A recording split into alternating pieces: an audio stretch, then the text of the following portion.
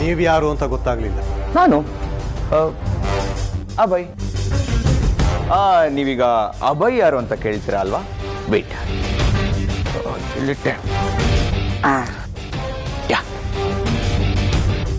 CID ಓದಕ್ ಬರುತ್ತಲ್ಲ, crime investigation department. Abhay ಇನ್ವೆಸ್ಟಿಗೇಷನ್ಗೆ ಅಂತ ಈ ಮನೆಗೆ ಬಂದಿದ್ದೀನಿ.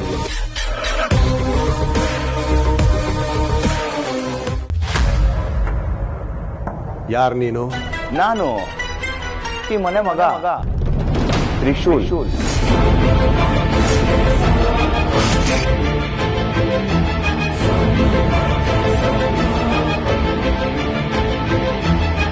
ಅರೆ, ಎಲ್ರು ಯಾಕೆ ಹಿಂಗ್ ಮುಖ ಮುಖ ನೋಡ್ತಿದ್ದೀರಾ? ನಾನ್ ಕೇಳಿದ್ದು ಈ ಮನೆ ಮಗ ತ್ರಿಶೂಲ್ ಎಲ್ಲಿ ಅಂತ.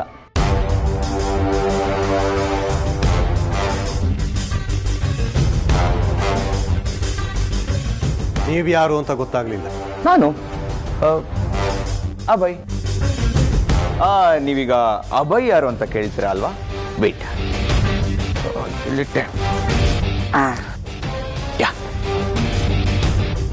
CID ಓದಕ್ ಬರುತ್ತಲ್ಲ, ಕ್ರೈಮ್ ಇನ್ವೆಸ್ಟಿಗೇಷನ್ ಡಿಪಾರ್ಟ್ಮೆಂಟ್. ಅಭಯ್ ಇನ್ವೆಸ್ಟಿಗೇಷನ್ಗೆ ಅಂತ ಈ ಮನೆಗೆ ಬಂದಿದ್ದೀನಿ.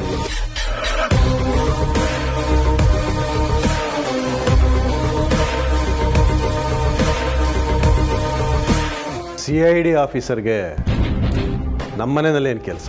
ಕೆಲಸ ಇರೋದಕ್ಕೆ ತಾನೆ ಇಲ್ಲಿಗೆ ಬಂದಿರೋದು. ಅದೇ ಏನು ಕೆಲಸ? ಲಾಸ್ಟ್ 4 ಇನ್ಸಿಡೆಂಟ್ ಇಂದ ಹೇಳಿದ್ರೆ ಸಾಕಾ ಅಥವಾ ಮೊದಲಿಂದ ಹೇಳಬೇಕಾ? ಓಕೆ, ಮೊದಲಿಂದಾನೇ ಹೇಳ್ತೀನಿ.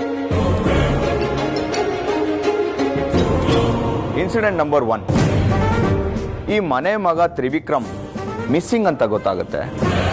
ಆಮೇಲೆ ಅವ್ನು ಸಾವಾಯ್ತು ಅಂತ ಗೊತ್ತಾಗುತ್ತೆ.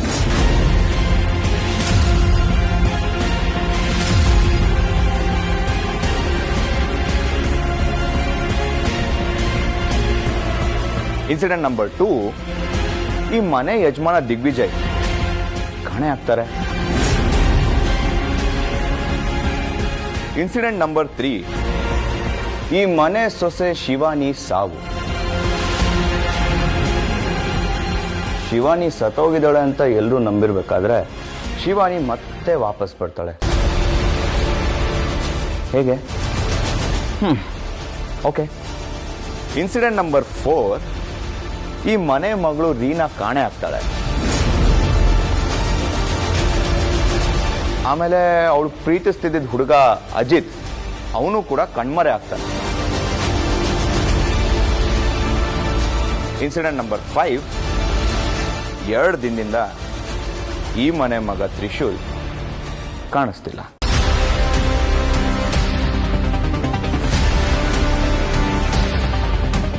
ಇದು ಈ ಮನೆ ವಿಷಯ.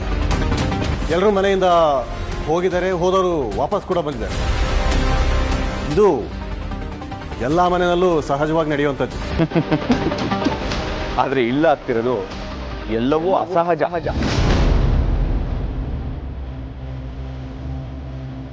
ಆದರೆ ಈ ವಿಷಯವಾಗಿ ನಾವು ಯಾರಿಗೂ ಕಂಪ್ಲೇಂಟ್ ಕೊಟ್ಟಿಲ್ವಲ್ಲ? ಕೇಸು ಆಗಿದೆ. ಕೇಸ್ ಈ ವಿಷಯವಾಗಿ ಪೊಲೀಸ್ ಸ್ಟೇಷನಲ್ಲಿ ಕೇಸ್ ಫೈಲ್ ಆಗಿತ್ತು. ಈ ಮನೆ ಯಜಮಾನ ದಿಗ್ವಿಜಯ್ ಕಾಣಿಸ್ತಿಲ್ಲ ಅಂತ ಪೊಲೀಸ್ ಸ್ಟೇಷನಲ್ಲಿ ಕಂಪ್ಲೇಂಟ್ ಲಾಡ್ಜ್ ಆಗಿತ್ತು. ಅದ್ರ ಬಗ್ಗೆ ವಿಚಾರಣೆ ಕೂಡ ಆಯಿತು. ಒಂದಷ್ಟು ನಿಗೂಢತೆಗಳು, ಒಂದಷ್ಟು ಪ್ರಶ್ನೆಗಳು ಉಳಿದಿದ್ದ ಕಾರಣ ಈ ಕೇಸ್ CID ಡಿಪಾರ್ಟ್ಮೆಂಟ್ಗೆ ಬಂದಿದೆ. ವಿಚಾರಿಸೋಣ ಅಂತ ಬರೋ ಹೊತ್ತಿಗೆ ಈ ಮನೆ ಮಗ ತ್ರಿಶೂಲ್ ಕೂಡ ಕಾಣಿಸ್ತಿಲ್ಲ ಅಂತ ಕಿವಿಗೆ ಬಿತ್ತು.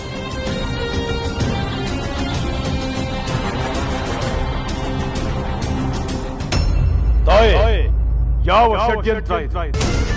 ಯಾರ ಹುನ್ನಾರ ಇದು? ದಿಗ್ವಿಜಯನ ಮಗ ಇದ್ದಕ್ಕಿದ್ದಂತೆ ಕಾಣೆ ಆಗಲು ಹೇಗೆ ಸಾಧ್ಯ? ಯಾವ ಶಕ್ತಿ ಅವನ ಮೇಲೆ ಮಂತ್ರ ಪ್ರಯೋಗ ನಡೆಸಿದೆ? ನನ್ನ ಅರಿವಿಗೆ ಬಂದಿರುವ ಹಾಗೆ ಅವನ ಮೇಲೆ ನಡೆದಿರುವುದು ಸಾತ್ವಿಕ ಪ್ರಯೋಗ. ಅಂದ್ರೆ ಇದು ಅವನ ಒಪ್ಪಿಗೆಯಿಂದ ನಡೆದಿದೆಯಾ ಅಥವಾ ಅವನು ಯಾರಾದ್ರೂ ಹುನ್ನಾರಕ್ಕೆ ಬಲಿಯಾದ್ನ? ಹೇಳು ತಾಯೇ, ಹೇಳು, ಮಾತಾಡು. ಅಘೋರ ಕಾರ್ಕೋಟಕ ಅಮಾವಾಸ್ಯೆ ಹತ್ರ ಇದ್ದ ಹಾಗೆ ಈ ರೀತಿ ಘಟನೆ ನಡೀತಾ ಇದೆ ಅಂದ್ರೆ ನಾನು ಎಚ್ಚರವಾಗಿರ್ಬೇಕು ಅಂತ ಸೂಚನೆ ಕೊಡ್ತಾ ಇದ್ಯಾ? ದಿಗ್ವಿಜಯನ ಮಗನ ಕಣ್ಮರಿಯಲ್ಲಿ ನನ್ನ ಎಲ್ಲಾ ಪ್ರಶ್ನೆಗಳಿಗೆ ಉತ್ತರ ಅಡಗಿದೆ ಅಂತ ನನ್ನ ಮತಿಗೆ ಸೂಚನೆ ಕೊಡ್ತಾ ಇದೆಯಾ ತಾಯಿ? ಮೊದಲು ದಿಗ್ವಿಜಯನ ಮಗ ಎಲ್ಲಿ ಅಡಗಿದ್ದಾನೆ, ಅವನ ಮೇಲೆ ಮಂತ್ರ ಪ್ರಯೋಗ ಮಾಡಿದವರು ಯಾರು, ಅವರ ಉದ್ದೇಶ ಏನು ಎಲ್ಲ ನಾನು ತಿಳ್ಕೊಳ್ಬೇಕು. ಈ ಮನೆಯಲ್ಲಿ ಮೇಲಿಂದ ಮೇಲೆ ನಿಗೂಢತೆಗಳು ನಡೀತಾನೆ ಇದೆ. ಸಾಲಾಗಿ ಜನಗಳು ಕಾಣೆ ಆಗ್ತಿದ್ದಾರೆ. ಇದ್ರ ಬಗ್ಗೆ ಎಲ್ಲ ವಿಚಾರಣೆ ನಡಿಬೇಕಲ್ವಾ ಮಿಸ್ಟರ್ ಧನಂಜಯ್? ಓ ಮಿಸ್ಟರ್ ದಿ ಧನಂಜಯ್? ಬರೀ ಧನಂಜಯ್ ನೋಡಿ ಮಿಸ್ಟರ್, ಬರೀ ಧನಂಜಯ್ ನೋಡಿ ಮಿಸ್ಟರ್ ಧನಂಜಯ್, ನಾನಿವಾಗ ಇಲ್ಲಿ ಬಂದಿರೋದು ಈ ವಿಚಾರಣೆಗೋಸ್ಕರ. ಈ ವಿಚಿತ್ರಗಳ ಹಿಂದೆ ಏನು ಕಾರಣ ಇದೆ, ಅದರ ಹಿಂದೆ ಯಾರ್ಯಾರಿದ್ದಾರೆ, ಯಾವುದಕ್ಕೋಸ್ಕರ ಇದನ್ನೆಲ್ಲ ಮಾಡ್ತಿದ್ದಾರೆ, ಇದನ್ನೆಲ್ಲ ನಾನು ಕಂಡುಹಿಡಿಯಲೇಬೇಕು.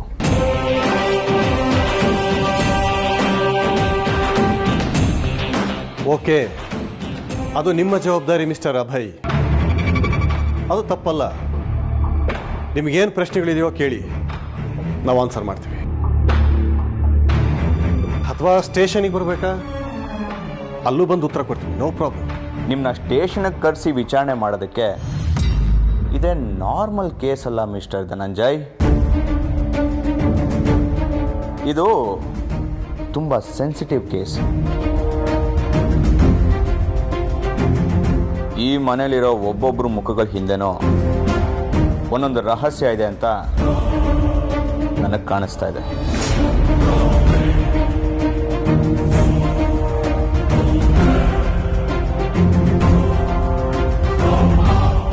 ಸೊ ನಾನು ಇನ್ವೆಸ್ಟಿಗೇಷನ್ ಮಾಡೋದಕ್ಕೆ ಇಲ್ಲಿಗೆ ಬಂದಿದ್ದೀನಿ. ವಿಚಾರಣೆ ಮುಗಿಯೋವರೆಗೂ ನಾನು ಇಲ್ಲಿಂದ ಹೋಗಲ್ಲ. ಅದು ಮುಗಿಯೋವರೆಗೂ ಇದೇ ನನ್ನ ಮನೆ.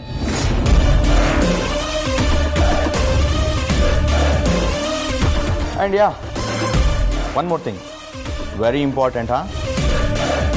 ಇನ್ನು ಮೇಲೆ ಈ ಮನೆಯಿಂದ ಯಾರೇ ಹೊರಗಡೆ ಹೋಗಬೇಕಾದ್ರೂ ಅಥವಾ ಹೊರಗಡೆಯಿಂದ ಈ ಮನೆಗೆ ಒಳಗೆ ಬರಬೇಕಾದ್ರೂ ನಾನು ಪರ್ಮಿಷನ್ ತಗೋಬೇಕು. ಸಿಚುವೇಶನ್ ಎಂಥದೇ ಇರಲಿ, ಅದು ಮೊದಲು ನನಗೆ ಗೊತ್ತಾಗಬೇಕು. ಪ್ರಾಮಾಣಿಕವಾಗಿ ನೀವೇ ಬಂದು ಸತ್ಯ ಹೇಳಿದ್ರೆ ನನ್ನ ಕೇಸ್ಗೆ ಒಳ್ಳೆಯದು, ರಿಸ್ಕು ಕಡಿಮೆ ರೀ. ಸೊ ಎಲ್ಲರೂ ತಲೆಯಲ್ಲಿ ರಿಜಿಸ್ಟರ್ ಮಾಡ್ಕೊಂಬಿಡಿ, ನಾನು ತುಂಬ ಸ್ಟ್ರಿಕ್ಟು. ಓಕೆ, ಹಾಂ ಸರಿ, ಹಾಗಿದ್ರೆ ಎಲ್ಲರೂ ಹೊರಡಿ.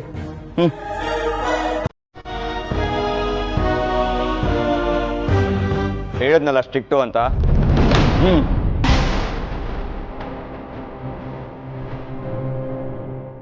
ಹಲೋ,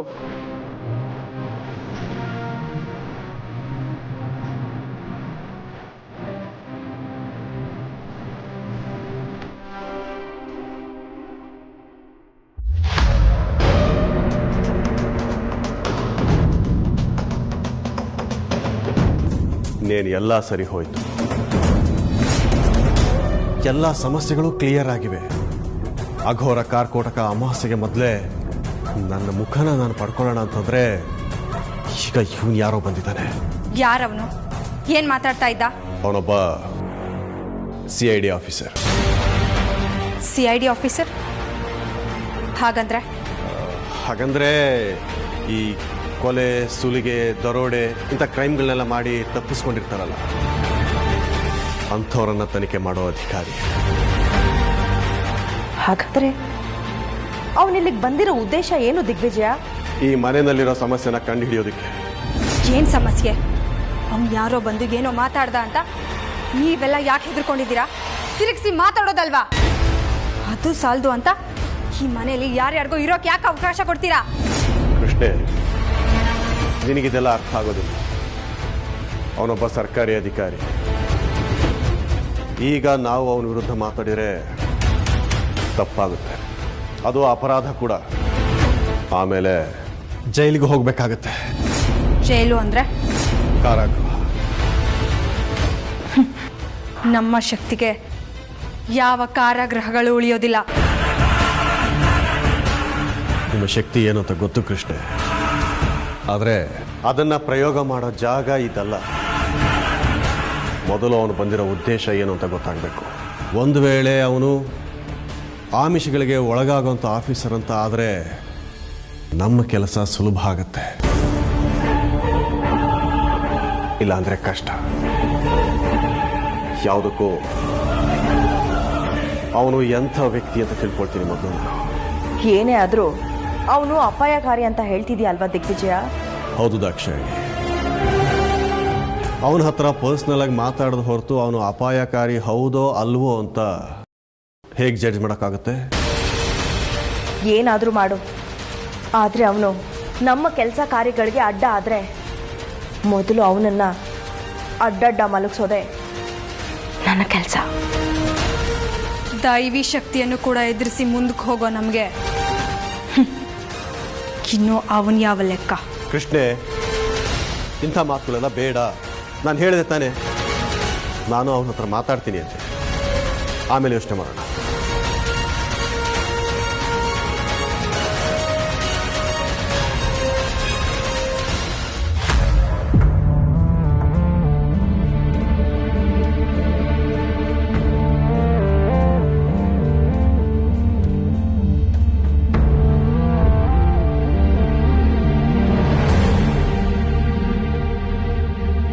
ನಿಮ್ಮನ್ನೆಲ್ಲೋ ನೋಡಿದೇನಲ್ಲ?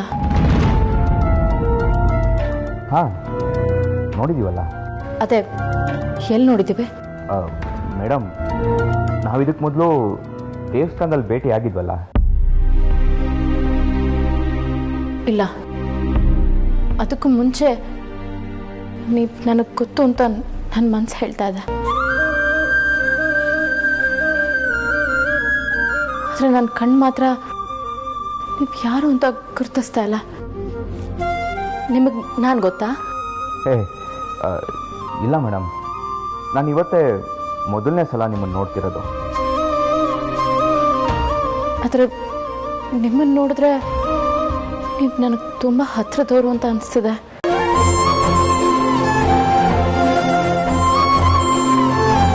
ಅದು ಹೇಗೆ ಅನ್ನೋದೇ ನನ್ನ ಪ್ರಶ್ನೆ. ಯಾಕೆ ಹೀಗಾಗ್ತಿದೆ? ಏನು? ನನ್ನ ಮನಸ್ಸು. ನನ್ನ ಹಾಗೇನು ಅನಿಸ್ತಿಲ್ವಲ್ಲ? ಅಲ್ಲ, ನೀವು ನಮ್ಮ ಮನೆಗೆ ಬಂದಿರೋದು ಅದೇನೋ ಕೇಸು ಇನ್ವೆಸ್ಟಿಗೇಷನು ಅಂತ ತಾನೆ? ಹಾಂ, ಬಂದಿರೋದು ಅದಕ್ಕೋಸ್ಕರನೇ ಅಂತ ಆಗಲೇ ದೇವಸ್ಥಾನದಲ್ಲಿ ಯಾಕೆ ಹೇಳಲಿಲ್ಲ ನೀವು? ಅದೆಲ್ಲ ಪಾರ್ಟ್ ಆಫ್ ಇನ್ವೆಸ್ಟಿಗೇಷನ್ ಅಷ್ಟೇ. ಯಾಕೋ ನಿಮ್ಮನ್ನು ನೋಡ್ತಾ ಇದ್ರೆ ನನಗೆ ತುಂಬ ಹತ್ತಿರದವರು ಅನಿಸ್ತಾ ಇದೆ.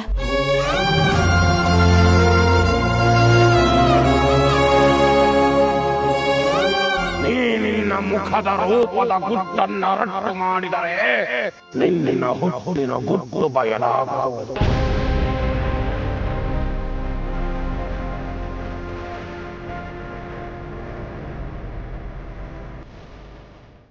ಏನು ಪದೇ ಪದೇ ಅದನ್ನೇ ಹೇಳ್ತಾ ಇದ್ದೀರಾ?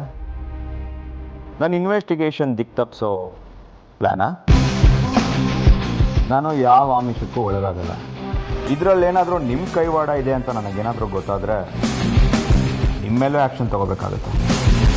ಏನಾದರೂ ಮಾಡಿ, ಆದರೆ ನಾನು ಒಂದೇ ಒಂದು ಮಾತು ನಡೆಸ್ಕೊಡ್ತೀರಾ? ಏನು? ಆದಷ್ಟು ಬೇಗ ನನ್ನ ತ್ರಿಶೂಲ್ ಎಲ್ಲಿದ್ದೇನೆ ಅಂತ ಕಂಡು ಹಿಡ್ತೀರಾ?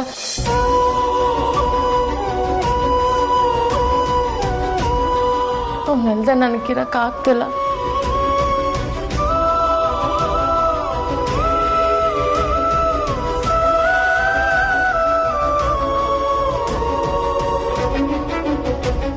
ಕಂಡಿಡ್ದು ಹೇಳ್ತೀರಾ? ಹಾಂ ಹಾಂ, ಕಂಡು ಹಿಡಿತೀನಿ. ನನ್ನ ಪಾತ್ರದ ಉದ್ದೇಶ ಇರೋದೇ ಎಲ್ಲನೂ ಕಂಡು ಹಿಡಿಯತ್ತಾನೆ.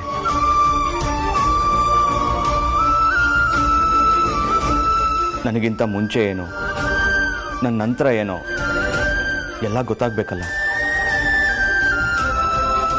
ಕೈ ಮುಗಿದು ಕೇಳ್ಕೊತೇನೆ, ನನ್ನ ತ್ರಿಶೂಲ್ ಎಲ್ಲೇ ಇದ್ರು ಬೇಗ ಕರ್ಕೊಂಡು ಬಂದ್ಬಿಡಿ.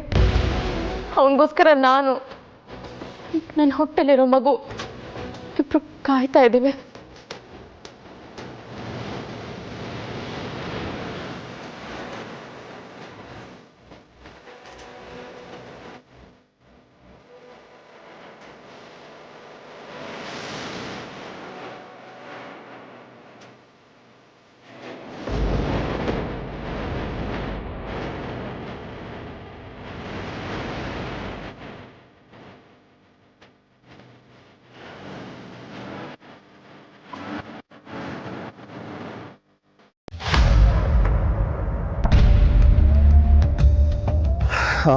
ವೆಲ್ ಆಫೀಸರ್, ನಿಮ್ಮ ಡ್ರಿಂಕಿಗೆ ಸೋಡಾ ಆರ್ ವಾಟರ್? ಸಾರಿ, ನನಗಿದೆಲ್ಲ ಅಭ್ಯಾಸ ಇಲ್ಲ. ಗುಡ್. ಈಗಿನ ಕಾಲದಲ್ಲಿ ಇಂಥ ಜನ ತುಂಬ ಅಪರೂಪ. ನೀವು ತಗೊಳ್ಳಿಲ್ಲ ಅಂದರೂ ಕಂಪ್ನಿ ಕೊಡ್ಬೋದಲ್ವಾ? ಶೋರ್. ಆಫೀಸರ್, ಈ ಕೆಲವು ಪಾರ್ಟಿಗಳಲ್ಲಿ ಡ್ರಿಂಕ್ ತಗೊಳ್ಳದೇ ಇರೋರನ್ನ ಒಂಥರ ನೋಡ್ತಾರಲ್ಲ, ಹಾಗೇನು ಮಾಡ್ತೀರಾ? Very simple. ಗ್ಲಾಸಿಗೆ ಆ್ಯಪಲ್ ಜ್ಯೂಸ್ ಹಾಕ್ಕೊಂಡು ಅದ್ರ ಮೇಲೆ 4 ಐಸ್ ಕ್ಯೂಬ್ ಹಾಕ್ತೀನಿ. ಪಾರ್ಟಿ ತುಂಬ ಓಡಾಡ್ತಿರ್ತೀನಿ. ಎಲ್ಲರೂ ಅದನ್ನು ವಿಸ್ಕಿ ಅನ್ಕೋತಾರೆ. ತುಂಬ ಕಿಲಾಡಿ ಇದ್ದೀರಾ ನೀವು. ಬೈ ದ ವೇ, ನೀವು ನಮ್ಮ ಮನೆಗೆ ಬಂದಿರೋ ಉದ್ದೇಶ? ಹೇಳಿದ್ನಲ್ಲ, ಇನ್ವೆಸ್ಟಿಗೇಷನ್ಗೆ ಅಂತ. ಓಕೆ, ನೀವು ಮನೆಯಲ್ಲಿ ಇದ್ಕೊಂಡೇ ಇನ್ವೆಸ್ಟಿಗೇಷನ್ ಶುರು ಮಾಡ್ತೀರಾ? ಮನೇಲಿ ಇದ್ಕೊಂಡೆ ಇನ್ವೆಸ್ಟಿಗೇಷನ್ ಮಾಡಿದ್ರೆ ಮನೆ ಹೊರಗಡೆ ಇರೋರ್ಗು ಅದು ದಾರಿ ತೋರಿಸುತ್ತೆ. ಅದ್ರ ಬಗ್ಗೆ ನನಗೆ ಕಾನ್ಫಿಡೆನ್ಸ್ ಇದೆ. ಎಲ್ಲದಕ್ಕೂ ಲಿಂಕ್ ಇದೆ ಧನಂಜಯ್ ಅವರೇ. ನಿಮ್ಮಣ್ಣ ದಿಗ್ವಿಜಯ್ ಅವರು ತುಂಬ ಜನ ಫ್ರೆಂಡ್ಸ್ ಇದ್ರು, ಆದರೆ ಈಗ ಅವ್ರು ಯಾರೂ ಬದುಕಿಲ್ಲ, ರೈಟ್? ಪಾಪ ಎಲ್ರ ಸಾವು ನಿಗೂಢ ಅಲ್ವಾ? ಅಲ್ಲ, ಅದು ನಿಮಗೆ ಗೊತ್ತಾಗಕ್ಕೆ ಸಾಧ್ಯ ಇಲ್ಲ ಬಿಡಿ, ಯಾಕಂದರೆ ನೀವು ಧನಂಜಯ್ ತಾನೆ. ನೋಡಿ ಪಾಪ, ನಿಮ್ಮ ಅಣ್ಣನ ಫ್ರೆಂಡ್ಸ್ ಎಲ್ಲ ಘೋರವಾಗಿ ಸತ್ತಿದ್ದಾರೆ. ಇನ್ನೂ ನಿಗೂಢವಾದ ವಿಷಯ ಏನು ಗೊತ್ತಾ? ಅವರೆಲ್ಲರೂ ಸಾವುಗೋ ಕಾರಣ ಹಾವಿನ ವಿಷಯ. ನಾನು ಬಂದಿರೋದು ಕೂಡ ಆ ವಿಷಯನ ಇನ್ವೆಸ್ಟಿಗೇಟ್ ಮಾಡೋದಕ್ಕೆ. ಹಾವಿಗೂ ಸತ್ತೋರ್ಗೂ ಈ ಮನೆಗೂ ಏನೋ ಸಂಬಂಧ ಇದೆ ಅಲ್ವಾ ಮಿಸ್ಟರ್ ಧನಂಜಯ್? ಹಲೋ, ಇದೇನು ರಾನೇ ಎತ್ತಾ ಇದ್ದೀರಾ? ನೀರು ಸೋಡಾನ ಮಿಕ್ಸ್ ಮಾಡ್ಕೊಳ್ಳಿ, ಇಲ್ದಿರ ಲಿವರ್. ಯಾಕೋ ತುಂಬಾ ಗಾಬರಿ ಆಗಿದ್ದೀರಾ? ಅದು ಹಾವು ಅಂದ್ರಲ್ಲ, ಅದಕ್ಕೆ. ಓಹ್, ನಿಮಗೆ ಹಾವು ಅಂದ್ರೆ ಭಯನಾ? ಹಾವು ಅಂದ್ರೆ ಯಾರಿಗೆ ಭಯ ಇರಲ್ಲ ಹೇಳಿ? ಹಾವು ಅದಾಗದ ಯಾರಿಗೂ ತೊಂದರೆ ಕೊಡೋದಿಲ್ವಂತೆ. ಆದರೆ ಅದಕ್ಕೆ ತೊಂದರೆ ಕೊಟ್ರೆ ಅದು ಯಾರನ್ನೂ ಸುಮ್ಮನೆ ಬಿಡಲ್ವಂತೆ. ಇದಕ್ಕೆ ನೀವೇನು ಹೇಳ್ತೀರಾ ಧನಂಜಯ್? ಇಲ್ಲ, ಅದ್ರ ಬಗ್ಗೆ ನನಗೆ ಅಷ್ಟಾಗೇನು ಗೊತ್ತಿಲ್ಲ. ನನಗೂ ಅಷ್ಟೇ, ಈಗೇನೂ ಗೊತ್ತಿಲ್ಲ. ಆದರೆ ಮುಂದೆ ಎಲ್ಲ ಗೊತ್ತಾಗುತ್ತೆ. ಎಲ್ಲದನ್ನೂ ಕಂಡುಹಿಡಿತೀನಿ, ಎಲ್ಲದಕ್ಕೂ ಉತ್ತರನೂ ಹೊರಗೆ ತರ್ತೀನಿ. Good night mister Dhananjay. And yeah, ಮದ್ಯಪಾನ ಆರೋಗ್ಯಕ್ಕೆ ಹಾನಿಕರ, ಹುಷಾರ್. ಬಾಯ್. ಇವನು ಸಾಮಾನ್ಯನಲ್ಲ. ಇವನು ಮಾತಾಡೋದನ್ನ ನೋಡ್ತಾ ಇದ್ರೆ ಕೆಲ ಬೇರ್ ಸಮೇತ ಜಾಲೋಡ ಥರ ಕಾಣ್ತಾ ಇದ್ದಾನೆ. ಎಷ್ಟು ಬೇಗ ಸಾಧ್ಯ ಆಗುತ್ತೋ ಅಷ್ಟು ಬೇಗ ನಾವು ಹುಷಾರಾಗ.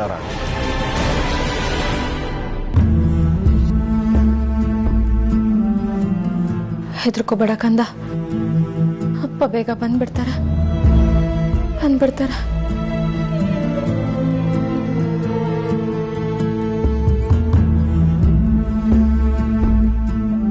ಎಲ್ಲಿದ್ಯಾ ತ್ರಿಶೂಲ್? ನೀನು, ನಿನಗೋಸ್ಕರ ನಾನು ನಿನ್ ಮಗು ಕಾಯ್ತಾ ಇದ್ದೀವಿ.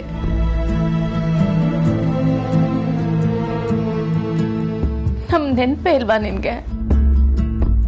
ಬೇಗ ಬಂದ್ಬಿಡ್ತೀನಿ ಅಂತ ಹೋದೋನು ಒಂದು ಫೋನು ಇಲ್ವಲ್ಲ. ಸ್ವಾಮಿಗಳು ಇಬ್ರು ಸೇರಿ ಹೋರಾಡಿದ್ರೆ ಮಾತ್ರ ನಮ್ಮ ಸಮಸ್ಯೆಗಳಿಗೆಲ್ಲ ಪರಿಹಾರ ಸಿಗುತ್ತೆ, ಇಲ್ಲಾಂದ್ರೆ ಸಾವು ಖಚಿತ ಅಂತ ಹೇಳಿದ್ರು. ಅದ್ ನಿನಗೆ ಗೊತ್ತಿದ್ದು ಈಗ ಒಬ್ನೇ ಹೋಗಿದ್ಯಲ್ಲ, ಎಲ್ಲೂ ಹೋಗ್ತೀನಿ ಅಂತಾನೂ ಹೇಳಲಿಲ್ಲ, ನನ್ನ ಜೊತೆ ಕರ್ಕೊಂಡು ಹೋಗ್ಲಿಲ್ಲ. ನಿನಗೇನಾದ್ರೂ ಆದ್ರೆ ನಾವಿಬ್ರು ಮಾತ್ರ ಬದುಕಿರಲ್ಲ ತ್ರಿಶೂಲ್, ಬದುಕಿರಲ್ಲ.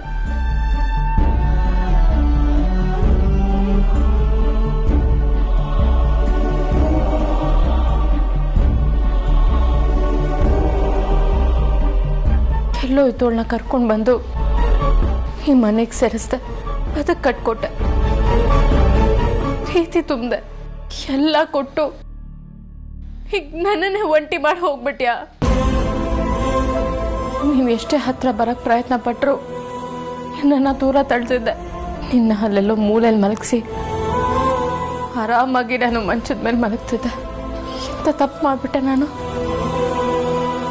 ಇಲ್ಲ, ನನ್ನ ತಪ್ಪಿಗೆ ಪ್ರಾಯಶ್ಚಿತವಾಗಿ ಇವತ್ತು ನಾನು ನೆಲದ ಮೇಲೆ ಮಲ್ಕೋತೀನಿ.